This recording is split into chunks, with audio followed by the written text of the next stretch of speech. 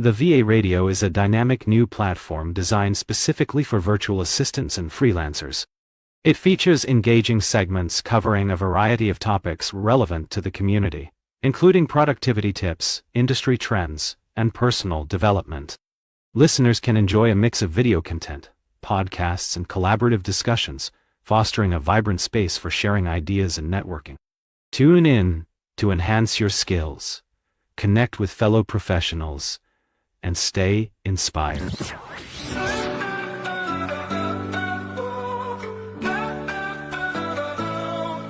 Monday morning, coffee's brewing strong. Got my headphones on, hope nothing goes wrong. News and tips coming through the stream. Productivity, high chasing that dream. In the distance, buzz lighting up the sky. New trends rising, can't let them pass by. Personality development, that's the key. Unlocking doors to where you wanna be. Turn it up, yeah, elevate the airwaves. Feel the vibe, let it brighten up your days. On the ride, keeping thoughts light and free. It's the VA Radio where you wanna be. Turn it up, yeah, elevate the airwaves. Feel the vibe, let it brighten up your days. On the ride, keeping thoughts light and free. It's the VA Radio where you wanna be.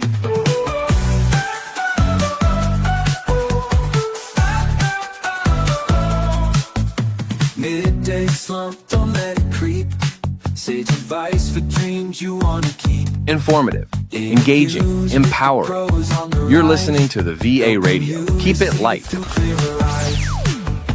Inspiration flowing through the wire. Words that lift you, taking you higher. Tune and listen, it's a daily routine. Where the VA Radio boosting your scene. Turn it up, yeah, elevate the airwaves. Feel the vibe, let it brighten up your days. On the ride, keeping thoughts light and free. It's the VA Radio where you wanna be. Turn it up, yeah, elevate the airwaves. Feel the vibe, let it brighten up your days. On the ride, keeping thoughts light and free.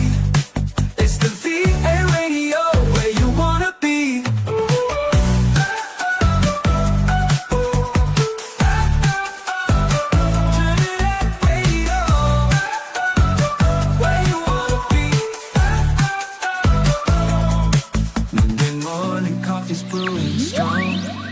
Got my headphones on, hope nothing goes wrong. We're the VA Radio boosting your scene. It's the VA Radio where you wanna be.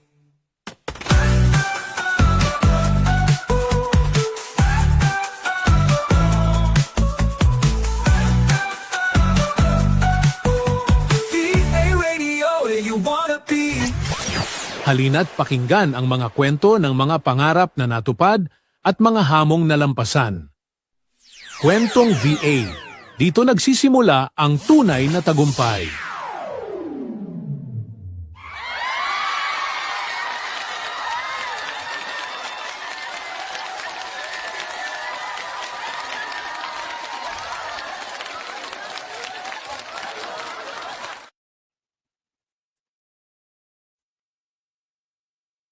Hello.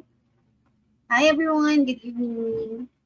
So, ayan. So, welcome everyone to another episode of the VA Radio with Kwentong VA. So, dito nagsisimula ang tunay na tagumpay. So, hi to all our viewers right now. And thank you kasi VA Radio has given me another opportunity na maging part ng the VA Radio Kwentong VA. So I'm so excited kasi ito yung una nating or pilot episode natin again with the Kwentong VA. And what is the Kwentong VA ba? Kwentong VA, dito nagsisimula yung tunay na tagumpay.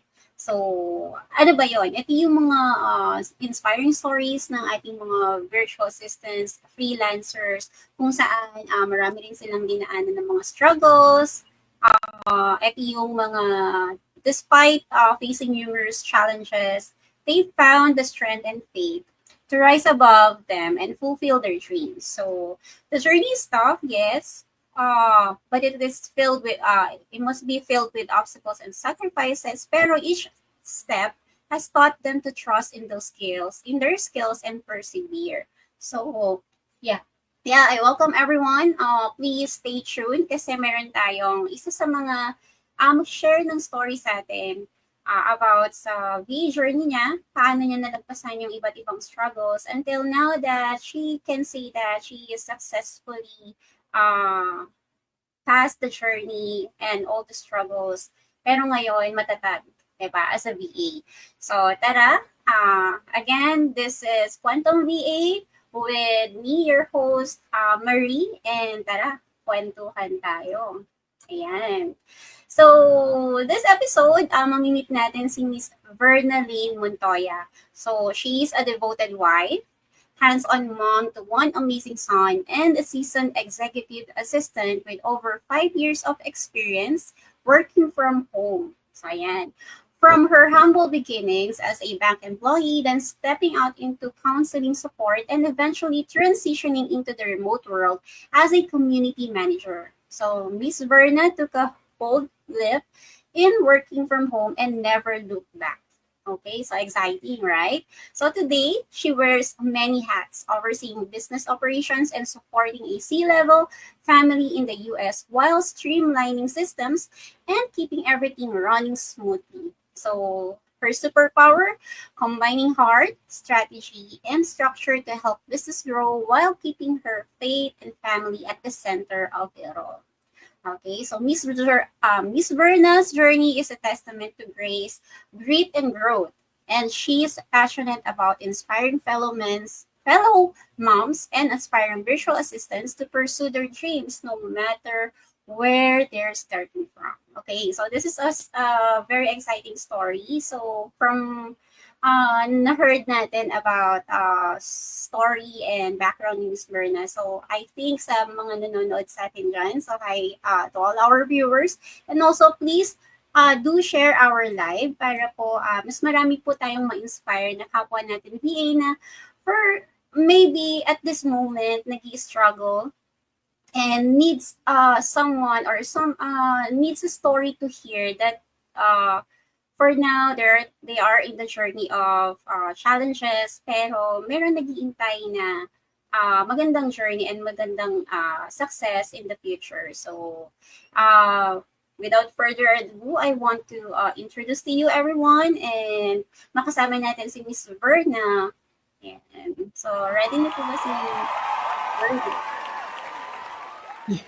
Yes. Let's do this. Hi. Verna, how are you? Thank you for having me. I'm good. I'm excited. And yeah, let's do this. Yeah, so yan, syempre excited akong marinig yung journey mo, 'di ba? With what I read kanina, yung mga background mo, parang natatouch na agad ako kasi although 'di ba, nasa journey din ako ng VA, nandun ako sa path ng VA journey na hindi pa rin ganun ka, kumbaga meron pa rin mga struggles and obstacles na pinagdadaanan. So, it will be a refreshing thing for us na makarinig na, merong path na ganun, pero in the future, di ba? Kailangan mo lang ng grit, coming from you, grit, di ba? Grace, and yun. So, meron ka bang initial, Miss Verna, na gustong or additional na pwedeng ma-introduce sa'yo sa background mo, bukod sa mga nasabi ko na kanina. So, okay. Is mic good? Okay. So, na-mention ko na I was a bank employee, and then at that time, 2016, I decided to quit, and then I heard like the virtual assistant thing. But upon reading like the required skills, feeling ko hindi ko kaya. Kahit na ma-experience ako at the time. And I think it's good kasi na-redirect ako ni God. Need pala ako i-redirect first para i-prepare ako for like greater responsibilities. And yeah, started yung pagiging VA ko talaga is 2020 So I've been so many roles, to be honest. Like nag-digital marketing ako, nag Google Ads, nag-ads manager ako, nag-SMM, and then yun, naging full-time community manager ako, and then so many roles na ginawa ko along sa journey ko, until I feel like now naging EA ako, I feel like mas settled ako dito than any other roles.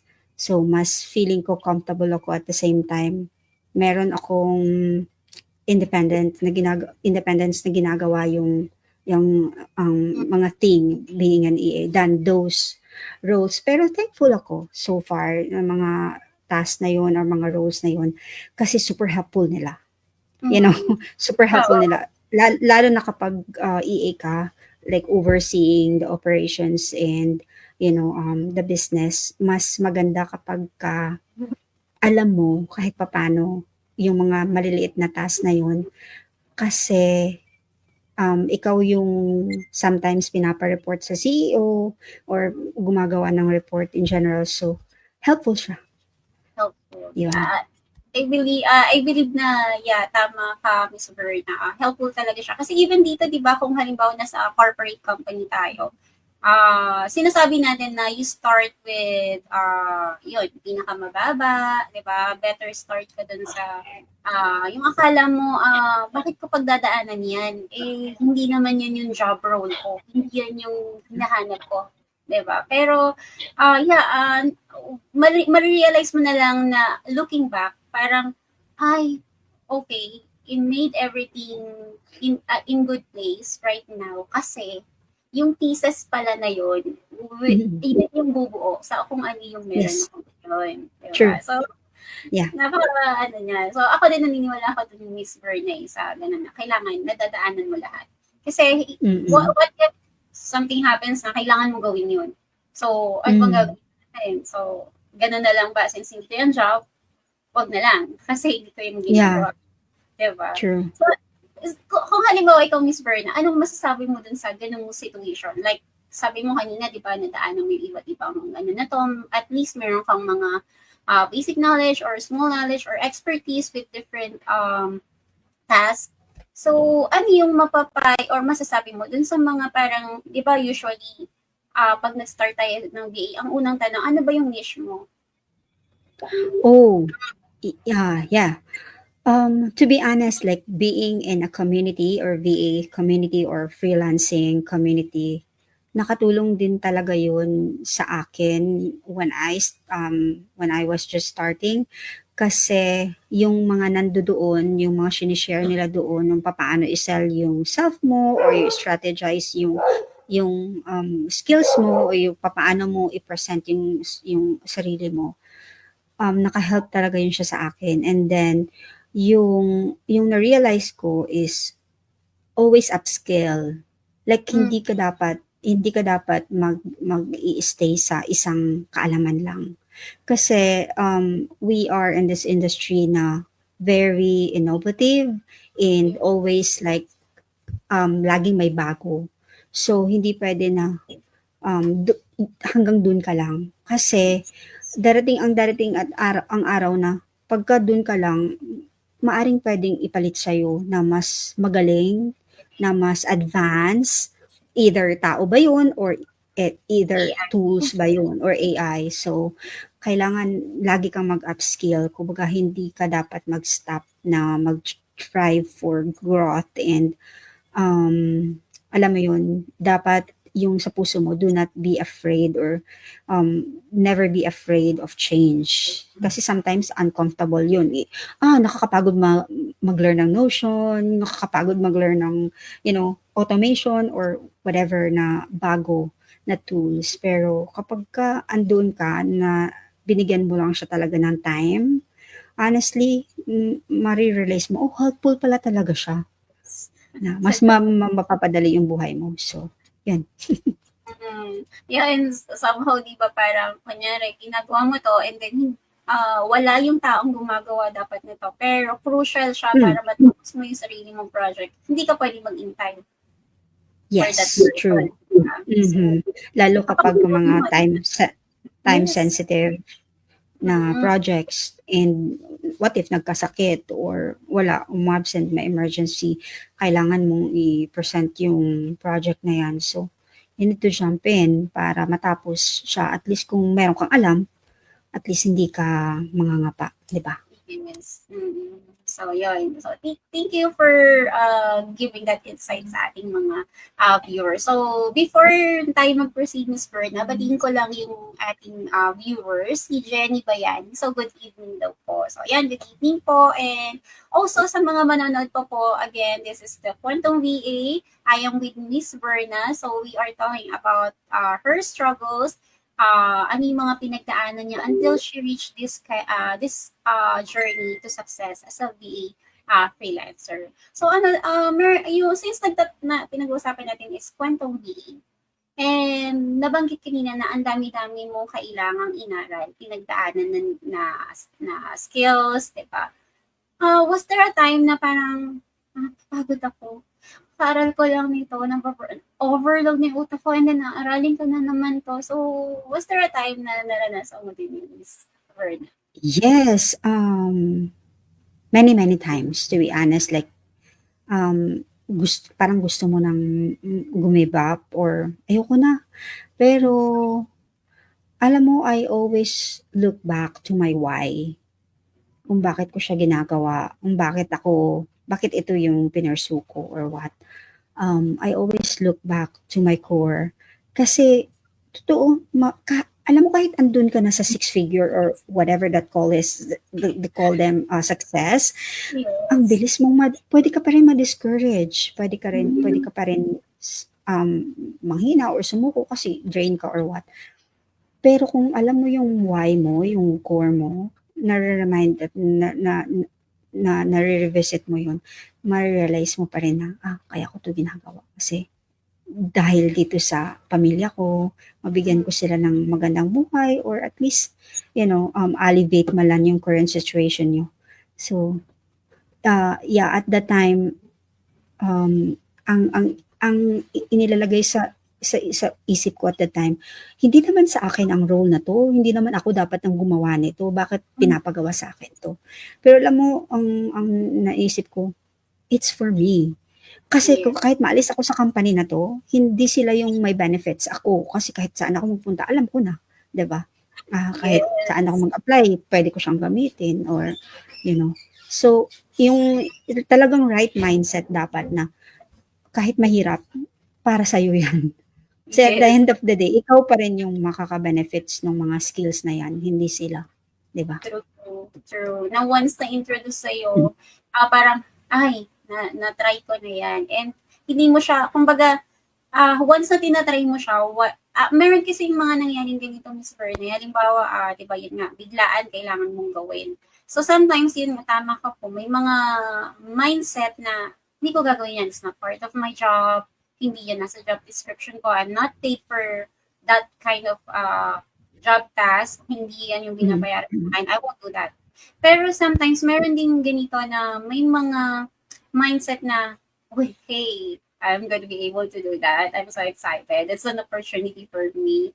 So, and I will be paid. Kahit hindi ako paid, pero malalaman ko na yung ginawa ko, mag-gauge ko if effective or not. Kasi, working siya. Unlike yung nagpa-practice ka lang na gagawin mo lang siya kasi gusto mo lang ma-practice and then hindi mo siya mag-gauge kung tama yung nagawa mo. So, this time parang once na meron kang ginawa na project pero naging maganda yung result. So, doon mo pwede mo na naman siyang idagdag sa portfolio. So, para siyang so everything na pwedeng kumbaga sabi sa business community, every problem is an opportunity So, ganun natin siya nakikita. Pero yun nga, So, pero yun nga, di ba, Ms. Berna, dumating ka sa part na sabi mo, napapagod ka rin, napaburnout ka rin, and also, nabanggit kasi natin kanina, na you're also a mom. Right? So, paano mo siya na-juggle? although alam natin maraming mga mommy VAs dyan out there, juggle yung being a mom, being a parent, or being a wife, and then VA ka pa, and then yung VA, ano mo pa, task is sobrang bigat din. Big responsibility din. So, paano mo siya ginagawa? Honestly, andoon yung pinaka-struggle ko at past years. Hindi yung pag-a-apply ha, to be honest. But andoon ako sa pinaka-challenge yung juggling so many things at once, like being a mom, tapos um, you have meetings here and there, and then meron ka pang, of course, yung household na kailangan mong i-take care, mga bills, and syempre, ikaw lahat nun, yung mga errands na nakakadagdag sa task, sa load mo, and then meron pa sa company. I think right mindset na nabe-burnout ako at minsan iyak ako, tapos bangon ulit, pero alam mo yung nilagay ko sa isip ko at the time, lilipas din 'to. Kasi hindi ako mananatili sa season na 'to, yung anak ko lalaki 'yan, alam mo yun? Tapos yung mindset ko na ang ginagawa ko ngayon, ang trabaho ko ngayon is pangarap 'to ng ibang katulad ko na nasa traffic, na-stuck sa traffic, tapos uwian ganyan, samantalang ako andito lang ako sa bahay. True. Mindset at saka yung focus ko talaga na tinanggap ko kung anong season ko. Kasi pwede tayong mainggit na buti pa siya ganyan, ang dali lang, 'di ba? Ang dali lang buhay niya ganyan. Pero ako kasi tinanggap ko na ito yung season ko ngayon. For now, andito muna ako. Hindi muna ako makapag-Netflix kasi wala akong time, Hindi ako pwedeng makapag-spa or what. Hindi ako pwedeng makalis ng bahay. So, mindset and focus talaga, tsaka matinding time management. May mga bagay talaga na sacrifice mo na halos wala ka na sa social media or what kasi mas priority mo ang mag-learn ng bagong skills or ng bagong tools, 'di ba? So, andun ako sa mga ganun, pero mindset lang talaga yung naka-help sa akin na malalampasan ko din 'to kasi everything has a season na tsaka yung work sa una lang naman din siya mahirap, eh. Kapagka lumampas ka na sa mga 3 months, 6 months, mabilis na lang siya. Yung dating isang oras mo kaya mo na lang gawin na 30 minutes. I believe you would agree, 'di ba? Yes. Gano'n, sa una lang siya talaga mahirap. So may mga task na dati 2 oras mo siyang ginagawa. Ngayon puwede na lang kalahating oras na lang. Kasi ano mo na, minsan along the way, the process, may strategy ka din na na-discover, ganito pala siya para mas mapabilis, ganyan. So talagang focus lang, focus. Focus sa why mo, sa goal mo. Yes. So, kumbaga, sa dami ng pinagdaanan mo na yun, sa journey na yun, sa challenges na yun, hindi kasi mawawala Miss Verna, di ba? Kahit na sabi mong seasoned VA ka na rin. Pero yun nga, merong time na parang mo na parang, wait, parang nag-shake yung ano ko, parang may napapagod ako, parang hindi okay, di ba? Pero yun nga, focus talaga. So, magandang marinig din talaga na you have to focus your priorities, check your priorities, alin ba doon. And then, Yes. yun, yung time management, dagdagan mo pa ng matindi. Kailangan matinding management. So, True. yun. Diba? So, yun, nung nag-start ka rin or nag-decide ka mag-transition to being a VA, sino talaga yung pinaka nag-motivate sa'yo? Nagbigay ng motivation, nag-encourage? Actually, wala. Walang person ang nag-encourage sa akin or nag-motivate sa akin. It's our situation.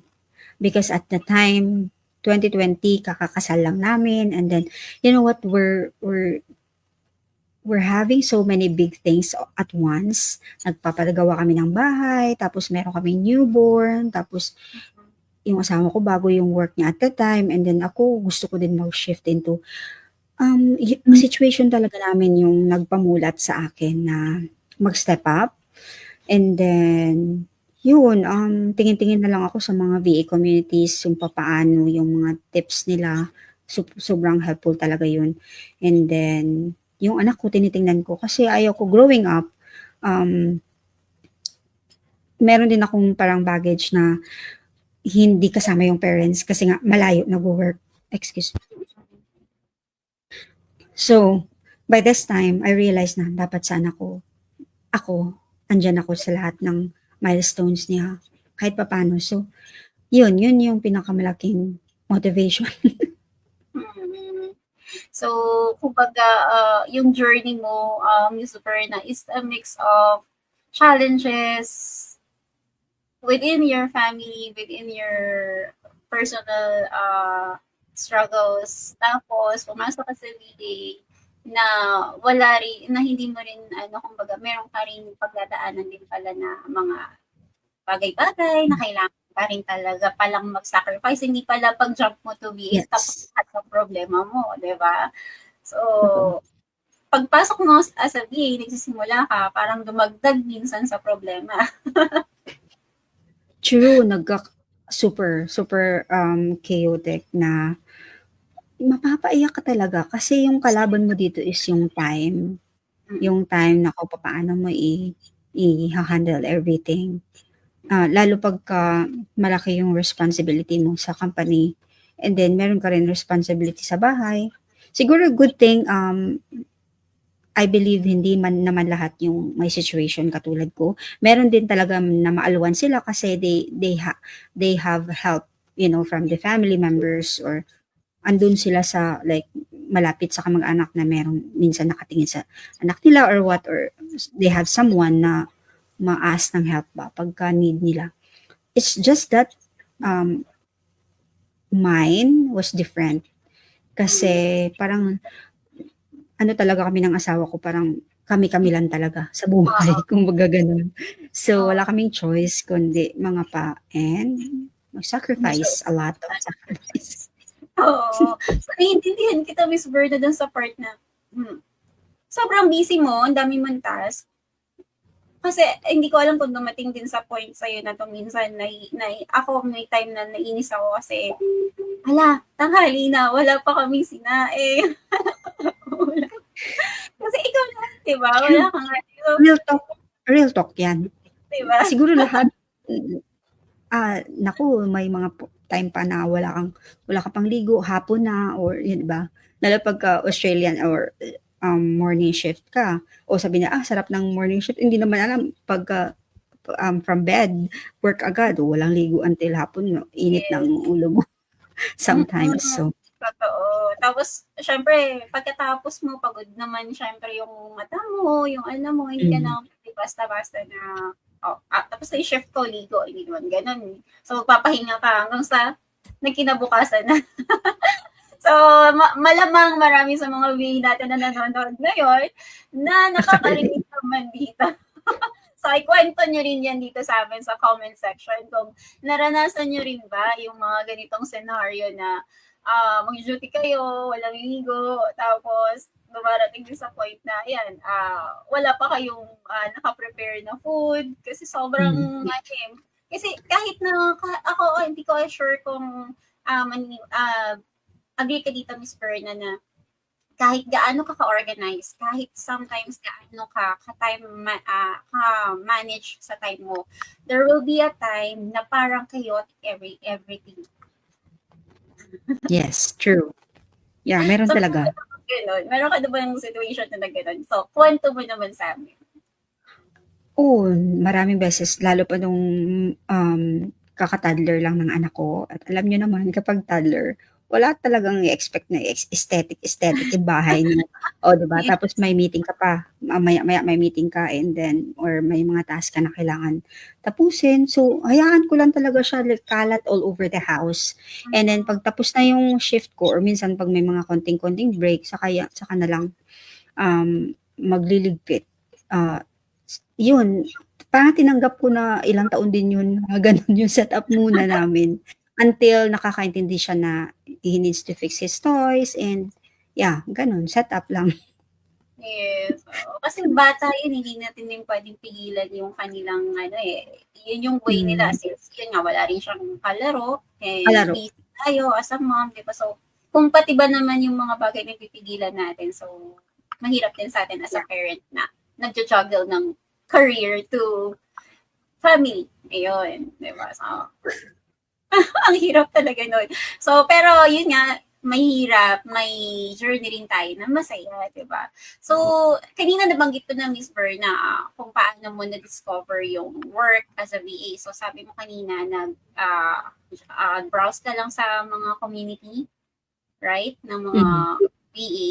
So, nabanggit mo rin na hindi naging ganun kahirap yung application mo. Paano yung first job mo? Paano mo siya nakuha? Oh, ganito yun. Nasa corpo pa lang ako, isa din tong magandang tips sa nagsisimula pa lang. Wag na wag, lalo pagka ikaw yung breadwinner, wag kang magja-jump into like freelancing kapag hindi mo sure na meron ka na agad client or, stable na magbibigay sa'yo ng alam mo, security or at least, no, sahod. So, for me, I started like, andun pa ako sa corpo, buntis pa ako at the time, nag-i-start na akong mag-learn when I have free times during like sa gabi, sa weekends, hindi ko yung sinasayang, walang movie, puro aral lang ako that time. And then, until na-realize ko, pwede na akong gumawa ng portfolio or ng profile doon sa kung saan-saan lang. Alam mo yun. Tapos, ayun, doon nag-start. And then, meron akong nakuha din na client na legit naman, galing din sa Facebook groups. So, project lang yun. Hindi ko alam actually yung role na yun kasi mahirap siya. Technical. A bit of technical, mga SEO and then integrations, mga ganun. Pero wala, tinry ko lang talaga and then nagtiwala naman siya sa akin. Nagtiwala siya sa akin for part-time. Yun yung pinakauna ko talaga na work. Habang kakapanganak ko pa lang, like days or weeks pagkatapos ko mga nag-start agad ako sa kanya. And then yun, doon na din nag-start, kahit wala akong idea at the time, kapag may tanong ako, syempre wala kang kausap, wala kang ka-workmate, di ba? Wala kang ka-opisina. Talagang lahat, ita-try mo, best mo, mag-Google, talagang dapat maging resourceful ka talaga. So, yun nag-start na nakakuha ko nun digital or ads manager. And then, nagtuloy-tuloy na siya hanggang sa nakakuha ako ng full-time. Yun. Tapos, the rest is referrals na. Like, hindi ako masyado nag-a-apply. I invested in relationships. Isa din yun sa tips para magtagal ka din dito sa industry. Invest in a relationship talaga. At kapag may mga kasama ka, galingan mo na. Kumbaga may opportunity na bigay sa'yo, ibigay mo na yung best mo. Kasi kahit magkahiwalay man kayo ng previous na kawork mo, talagang magmamarka ka sa kanila.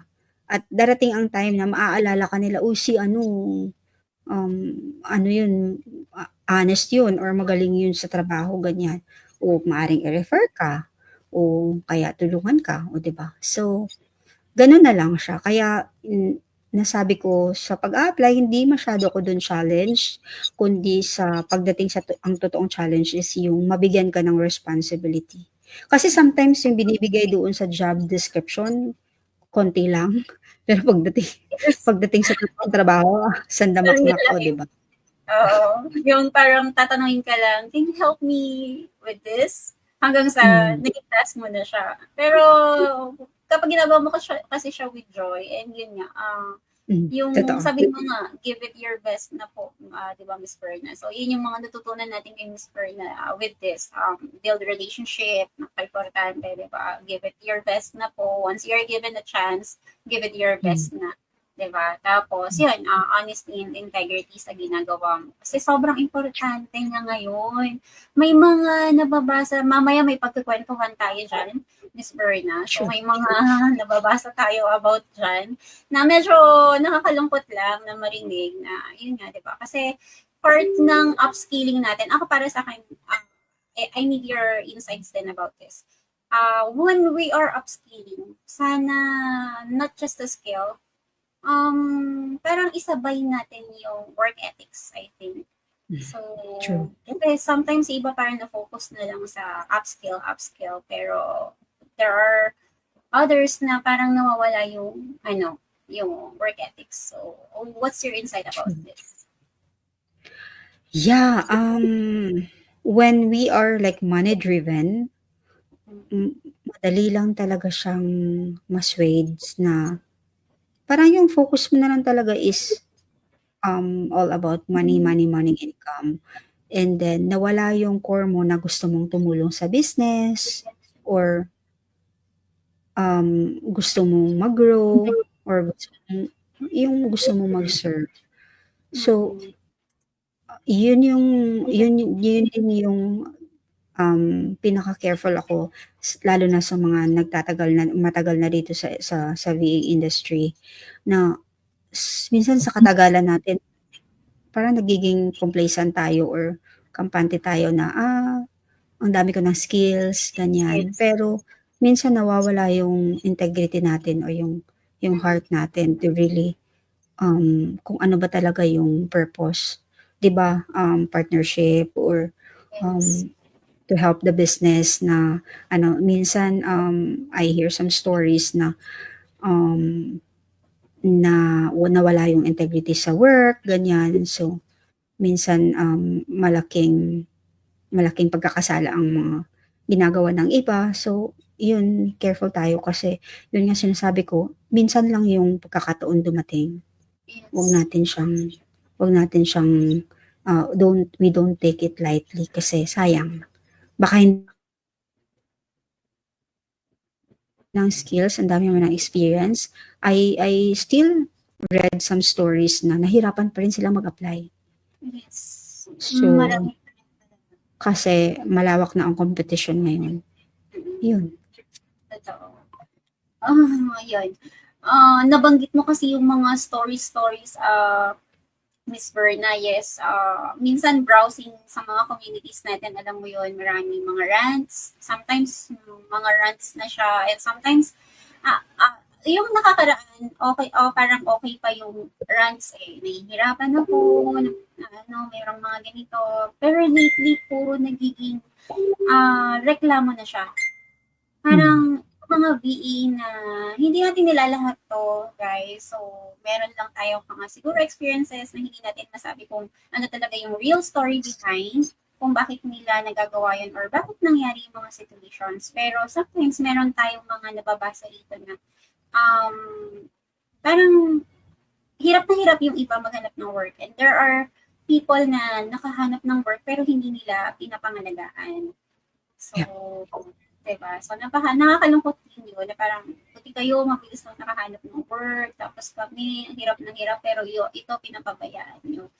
Yan. So, mamaya, meron tayong pagkikwentuhan about yan, Miss Verna. Pero, meron muna tayong tanong dito. So, basahin ko lang tong question for you, Miss Verna. So, sabi dito, ano ang malaking pagkakaiba sa personal at professional mong paglagon noon kumpara ngayon na isa ka ng virtual assistant? And sigurado akong masasabi mong naging matagumpay ka na sa ibang paraan. Oh, Medyo malalim. yeah, to be honest, working online before, like, parang ang baba lang ng, kahit ako parang, online, ganyan. Parang akala ko wala siyang sense, 'di ba? Unlike dun sa naka-uniform o naka-office, talagang may physical office, ganyan. Pero I realized nung andito ako ang lawak pala, ang dami mo palang tools na need aralin. Dapat advanced ka, dapat lagi kang upgraded, ganyan. So, yung pagkakaiba lang is I feel like mas nag-broaden yung mindset ko na to embrace change. Kasi hindi constant yung setup katulad ngayon. Dati nagmi-minutes notes lang tayo. Ngayon may Fireflies na or may Phantom na, may Pixar na, o 'di ba? So ang daming upgrade. So dapat marunong ka talagang embrace ng change na para mabilis kang maka-adapt. Kasi para din yun sa'yo. Hindi ka mahirapan, yun, gano'n. Mm. So parang ano to, parang Miss Ferdy, sinasabi mo is parang yung mindset na halimbawa, dati nagti-take notes tayo, yes, mahilig tayo magsulat, tapos parang ano tayo sa pag-jot down notes, pero kahit na sabihin mo, ayoko niyan, mas sanay kasi ako sa pag-jot down ng Yes. notes. At least kahit na nag-jot, alam mo na dito ka masanay, you still have to jump and adapt dun sa mga bago. And every day, ang daming nagugulat ako, ang daming mga, hindi mo pa nga tapos aralin tong tools na to, nakikilala mo pa lang, and then tomorrow, meron na namang trending na another tools. Wait, hindi ko pa nga alam yung iba. Parang ganon. Diba? Yeah. And I want to also share like another thing sa question na professionally, siguro ang isa ka factor din yun is yung working with integrity. Kasi online minsan walang time trackers, and doon talaga natetest yung totoong papaano ka mag-work. Unlike doon sa office na merong magbantay sa'yo, may manager ka dyan, o mamemo ka, o 'di ba? Gano'n. Pero dito, doon talaga matetest yung ano mo din talaga, yung integrity mo. I think doon din yung isa ka factor na masasabi ko, kasi nilalagay ko sa ulo ko lagi na, what if mawala 'tong work na 'to? Sayang, 'di ba? Kaya takot talaga ako na na na magkamali or gumawa ng something wrong. Alam ko ikakapahamak ko at the end. So yun, isa din yun siguro na so far um, nag-grow ako in a sense na kahit walang nakatingin sa'yo, mag-work ka pa rin. Kailangan mo tapusin ganyan, 'di ba? Kahit walang tracker or malayo pa ang deadline, kailangan mo na tapusin. What if may bago na naman tomorrow, o 'di ba? So Or, gano'n. diba? Oo. So, yes, tama yun, Miss Pearl. Thank you for that. Kasi yun nga, kung lahat kasi magkakaroon ng integrity, then we protect the industry para sa akin, Miss Verna. Kasi kung tuloy-tuloy yung maririnig natin na kasiraan about sa ganito, sa why are these VAs like this, diba? Parang makakarinig na tayo tuloy-tuloy ng mga comments na, what if one day, i-generalize tayo na I don't wanna get VAs from the Philippines na kasi Sure. ganito sila lahat. So, Mm. yun, parang damay-damay lahat. So, let us True, protect totoo. the industry, di ba? Kasi, sobrang nakakaano rin. Kasi even in the other countries, other nationalities, I think nag-aaral na rin sila to be a VA. And marami rin VA from other nationalities.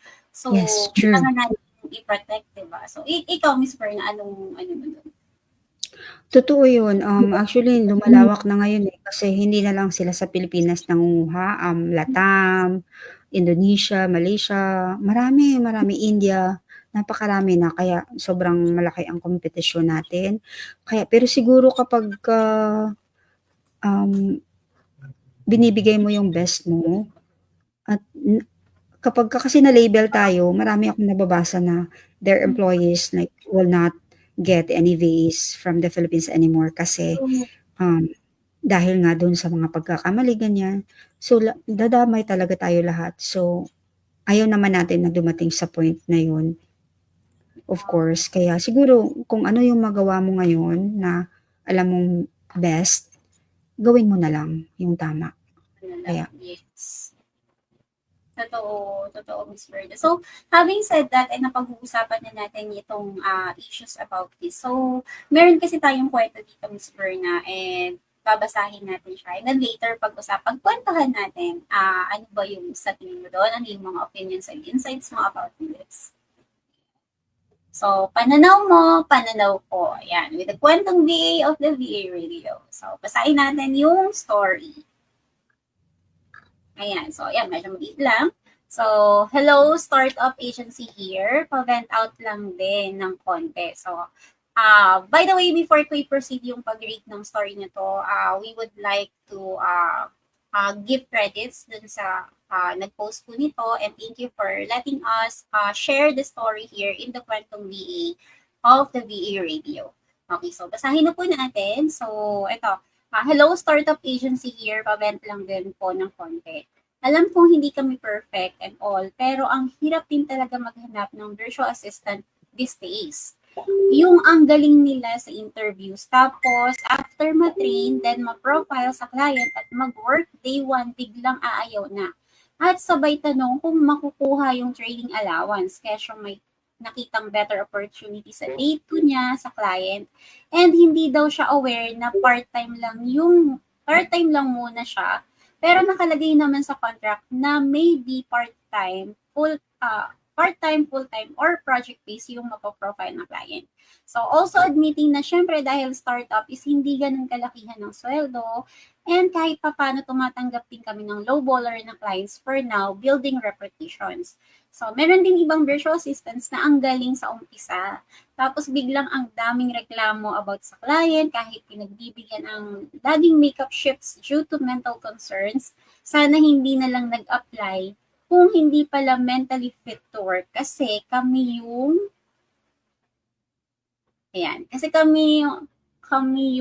nasisira sa client mismo, hindi lang naman kayo. Sad. So, pero ayun, sana lang maging maayos din na VA lang tayo kasi marami na clients na nagka-cancel sa amin dahil bigla na lang hindi sumisipot ang VA namin. Lahat na spoon feeding, paalam and all the time tracking na monitask na may activity. Tapos may dahilan sila na ina-approve ng client kahit di naman talaga dinidispute namin.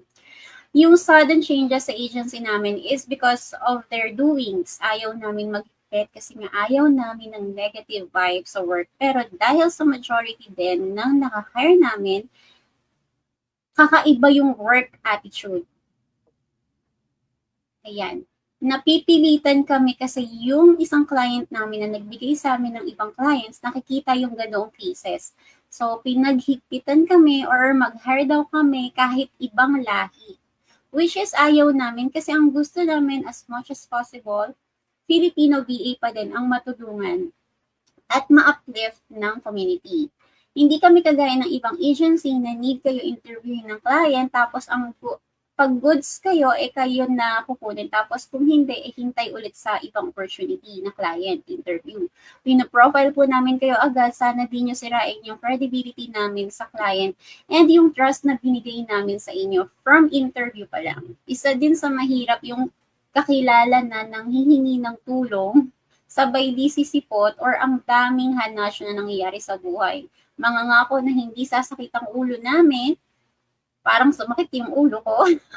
Pero ending, biglang hindi na nagparamdam first day sa client. Ayun lang po, peace out. Hindi po lahat ng agency is toxic. Hindi din ganun kalaki yung nakukuha namin sa clients for now. Pero eventually, gusto din namin ma-hit yung goal namin na magbigay ng perks and benefits soon. Kaso ang tanong, deserve nga ba nung mga nag-apply na may kakaibang work attitude? Ayan. So, parang roller coaster yung emotions ko dito habang binabasa ko. Na parang, wait, then, tapos magagalit ka, maiinis ka, and then, ano ba? So, parang, pananaw ko with the VA Radio, kwentong VA. So, ayan, guys, so dito pinagkikwentuhan po namin yung mga struggle stories of success ng ating mga VA sa freelancing industry and journey po nila. So, we have here Miss Berna. So, dun sa nabasa nating kwento kanina, ano yung pananaw mo, Miss Berna? Oh, I think I've seen two sides here. I think una para sa agency, there are a lot of things to improve their processes para yun nga, sabi nga nila startup pa sila. Marami din silang need i-improve on their like processes, on like alam mo yun, para ma-screen pa nila ng maayos yung kasi hindi naman porket kakilala natin fit na agad sa role. So kailangan nila i-streamline yung processes nila para yung screening nila para ma-fit talaga doon sa required ng clients and then sa yun nga learnings naman talaga kasi sabi nila startup pa rin. So I think that's very normal. Lahat naman ng business dumadaan diyan. Patience lang, you know. So pagka may mga instances na ganun, ay hindi talaga ganun na consecutive na ganun yung attitude ng kanilang mga na-hire, I think they need to revisit their qualifications. You know, may mga sometimes ibang agencies na nagbibigay ng mga task first, to test your patience or to test your, mas kahit task lang yan, pwedeng matest yung attitude mo, yung test, yung integrity mo or what, di ba? So, yun. And then, sa part naman ng VA, it's always be personal kasi they have their choice, alam naman natin na lahat ng na nangangarap mag-VA, gusto din naman talagang umangat yung sahod nila, yung, alam mo yun, magkaroon din sila ng sinasabi nilang the one na client. Yeah, they have their choice, pero sana naman maging nice in a way na mag-inform man lang ahead. Kasi for sure, the agency have buffer or like someone else. Hindi naman na sila, I don't know ha, pero based sa experience ko, ang agency laging may top 3 applicants. Kasi pag hindi mag-work yung isa, pwedeng yung number 2 or number 3 yung kanilang siguro maging na lang din yung VA na in a nice way.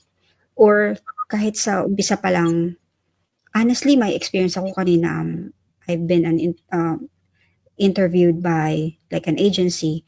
Pero nung pag tinanong ko yung pay kasi hindi naka-post dun sa post, sa job post, hindi siya match dun sa asking pay rate ko. So, hindi na kami nagtuloy. So, in that way, na-protect namin yung time namin pareho. Alam mo yun, na hindi naman nasayang yung oras niya, hindi naman din nasayang yung oras ko, mag-uusap pa kami tapos parang gano'n naman lang sana, be upfront. Kapag alam mo yung value mo, alam mo yung worth mo, hindi na kasi irespeto mo din yung oras ng recruitment team. Hindi din biro maghanap ng right candidate. So, I think siguro, ganun, being a VA, dapat, kasi nga hindi siya ito yung typical na work katulad sa office na lahat ilalatag sa'yo, training. Swerte kapag ang agency may ganun trainings, may bootcamps, ganyan.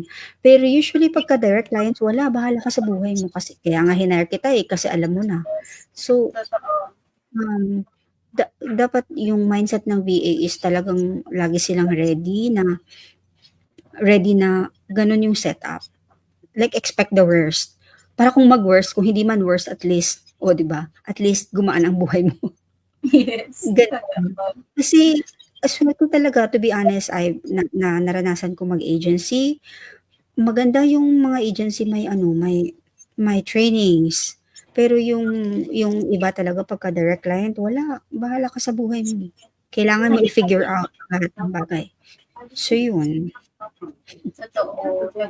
So, totoo ka dun, Miss Berna, parang, yun nga, sabi ko kanina, nararamdaman ko parang roller coaster eh. Hindi mo alam kung saan ka papanig eh. Kasi, parang, di ba, on the other part kasi, meron nga rin kailangang improve yung agency. Kasi, if yung credibility nila yung na-at stake, ibig sabihin, it keeps on going, same na mga problems, and nagkakos na siya with risking their credibility. So, ibig sabihin, may something wrong. Meron silang kailangan ng streamline. Kasi, hindi ko pwede first, like sabihin natin, first, third, second, and third instances na nangyari yun.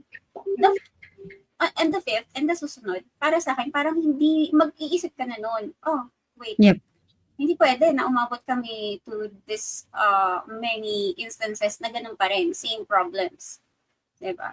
Ibig sabihin, something is wrong na. Meron tayong hindi nakikita dito. May loophole tayo. So, sure. Diba? So, parang ganun yung nangyayari sa kanya. Pero meron tayong nakalimutan dito na kailangan natin iayos. Although, I commend everyone na may sarili-sariling agency kasi, naranasan rin namin mag-put up ng agency.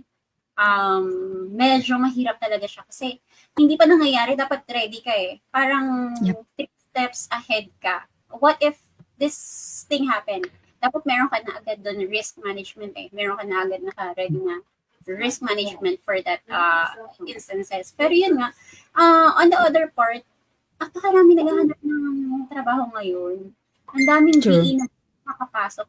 And sometimes, most of them, from the corporate, gusto agad mag-jump. Ang tanong kasi agad, sa tingin mo, Miss Verna, paano ba dapat yung tamang tanong ng mga newbie or gusto pa lang mag-jump to BA? Kasi most of the time, ang nababasa ko, I have experience with this. Gusto kong looking for a job. Gusto kong makapasok agad sa BA.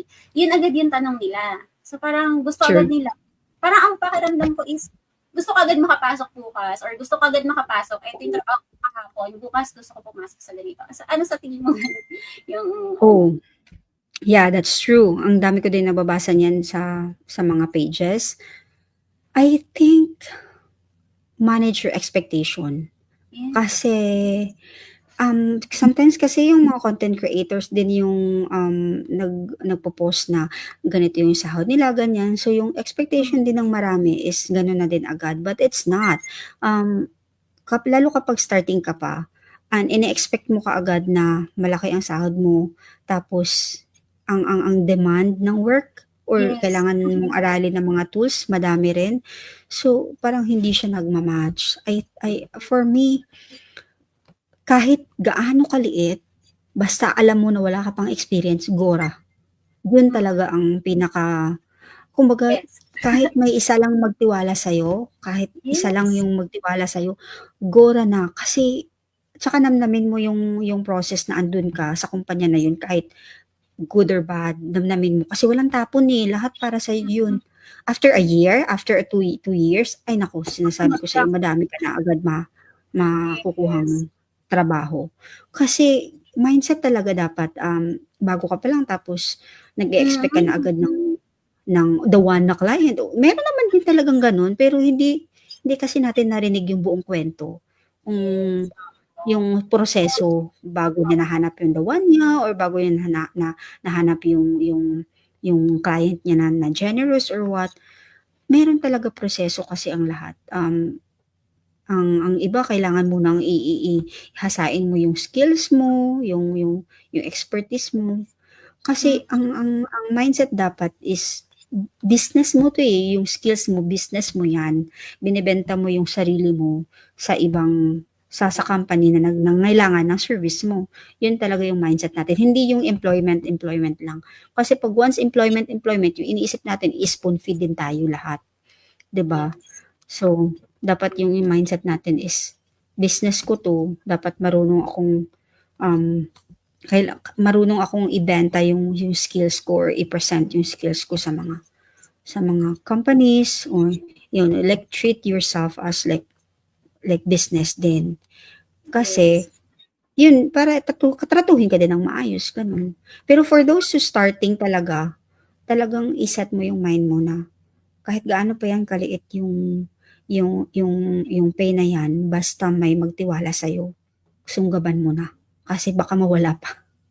Totoo. Kasi yun yung napapansin nga natin sa iba. Gusto agad mag-jump. And then, dahil na-hype sa online, ganito yung pay nila, dapat ganyan din, expectation ko ganyan. So, magpapa-interview pa, ganito agad yung hinihingi mo. Pero, kaya sila napipilitan siguro mag-build ng portfolio na merong part na fake it till you make it, pero pagpasok mo doon, burned out ka, hindi mo alam, then that time siguro biglang hindi na nagpapakita kasi hindi mo na kaya, hindi mo alam gagawin mo.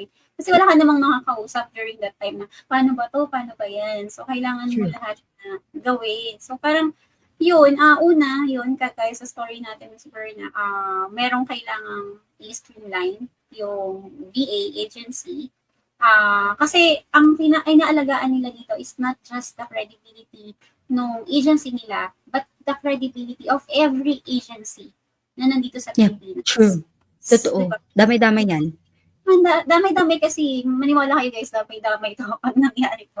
Kasi, alagaan natin, kumbaga, dapat we are all one in here. Kasi, di ba, Filipino VAs, pataasin natin yung quality na pag narinig tayo na Filipino VAs, you'll never go wrong with Filipino VAs.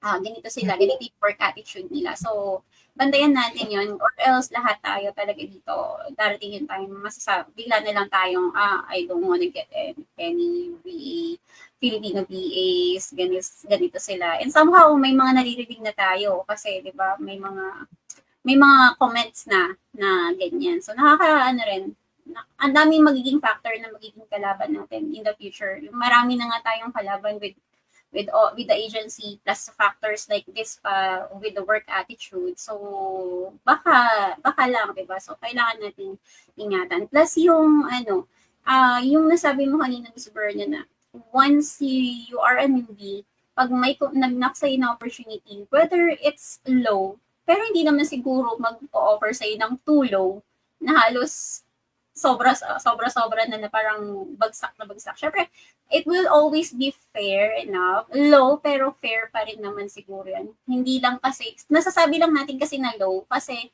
meron na nga naging standard benchmark. Yes, true. Diba? Nasabi lang natin kaya mababa siya, kasi meron na iset yung iba na dapat ganito, yung standard. Diba? Pero kung titignan mo, hindi pa rin siya ganun kalo. Kasi kung iipunin mo yun, as a whole, as a 15-day pay mo, pag hindi po mo yan, pagdating sa Pilipinas, di ba, pag na-receive mo na, still an income. Kung i-compare mo dito sa Pilipinas na pinagtrabahuhan mo yun for a whole month, di ba? So, nag-step up ka pa rin when it comes to financial or sa salary natin. Pero yung isa pang narinig ko sa yung Ms. Berna is pagpasok mo as a newbie, start ka with lower, gamitin mo yon na parang nag-aaral ka pero bayad ka. Diba? True. Ang ganda Tapos, build relationship. Yun kasi narinig ko talaga sa iyo, Ms. Berna, kanina na build relationship. Pag pasok mo doon, build relationship ka na. Totoo. Diba? Kaya, kasi importante yan, kasi alam mo, kahit for example, mag-close ang business ng company, ng boss mo or what, after few years, maalala ka nila, they will reach out. Yeah. Yeah. I have so many like experience na ganyan yung mga boss ko dati. Yung mga unang nagtiwala sa akin. Ngayon nagbubukas sila ng bagong business, they will reach out. So invest in relationship talaga. Yes, and that's a rewarding thing na as a VA, masasabi mo ay hindi lang ako naging rewarded sa skills na nakuha ko, sa journey, pero rewarded din ako with, alam mo yun, yung iba yung, para siyang trophy mo when you are remembered by your previous clients na alam mo na kapag nag-reach out sa'yo back, ibig sabihin, they know that you were worth it na maging partner before sa business nila. Totoo. So, isang masarap na bagay yun para sa atin. So, Ms. Berna, bago natin tapusin yung ating kwentong VA tonight. So, yung question ko na lang sa'yo is, what are the most important lessons that you've learned from your journey as a freelancer? I think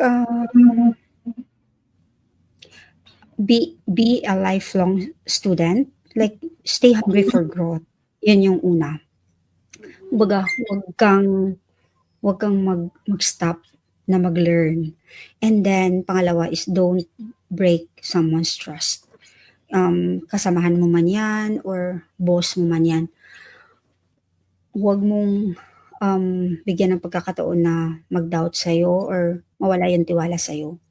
And then, pangatlo is never be afraid of change. Kumbaga, wag kang matakot. Wag kang matakot sa mga bagay na sometimes bago sa'yo, hindi ka sigurado. Kasi it's in the shifting seasons that we find our strength and purpose. Kasi yun yung mag-shape sa atin. And then lastly, pang four, I would say gratitude. Like, be grateful. Kung kahit saan ka man sa season ng life mo or sa status mo ngayon, everyone's journey is different.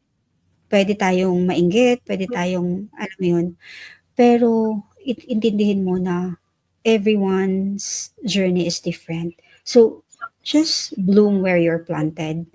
Kasi Favorite ko at the yan. end, makikita mo rin yung bunga in the end. Yun. Oh, thank you. Isa sa mga narinig ko din naman sa'yo. Favorite ko din talaga yan, yung grow where you are planted, bloom where you are planted. Huwag mong tignan yung iba talaga. Kasi pag tinignan mo yung iba, matadown ka talaga eh. I think yun yung triggering factor kung bakit may nababurnout. Bakit? Kasi laging Yes. meron siya sa harapan mo, pero lagi kang nakatingin sa iba. Diba? Lalo na pag may nag-reels dyan, nag-post dyan. Nag-experience. Oo, yung parang, I am paid for this, tapos ito lang gagawin ko 30 minutes and then I'm done. Parang gano'n, di ba? Parang, ako, 8 hours pa ako nakauwi dito tayo, parang gano'n, di ba? Ang dami kong gagawin. So, pero, yeah, iba-iba talaga tayo ng pero ang kailangan natin tandaan, be grateful. Malaki yan, Yes. maliit, be grateful. Kasi, swerte tayo na nandito tayo. So, Totoo. maraming nangangarap na makapunta dito. Pero tayo, nandito, sinisimulan Totoo nila. na. Yes, nandito na tayo. Tumatakbo na yung journey natin. Sila, tatakbo pa lang. So, be grateful. Totoo. Alagaan natin. The integrity, guys, please. So, kasi marami pa tayong pagkukwentuhan dyan in the future. Marami akong kwentong VA here with the VA Radio na talagang masasabi natin na worth it pagkwentuhan. Pero last thing na lang, Miss Verna, what tips can you give those who want to become VA or freelancer and are just starting their career? Oh, I think start with your why. Kasi sabi ko nga kanina, it's so easy to get lost or discouraged kahit andun ka na sa feeling mo mataas na yung status mo. Pero kapag may why ka, it keeps you grounded kapag mahirap ang sitwasyon. And then that's one thing. And then another thing is show up. Like this. I just got a message couple of hours before this. So just show up. Kahit 30 minutes yan before the call, kahit alam mo yun, 15 minutes before the call, show up, attend to all interviews, kahit hindi ka man makuha, that's fine. Kasi ma-realize mo, paano pa ako maging better sumagot sa interview. Ganyan. And it's okay to start small.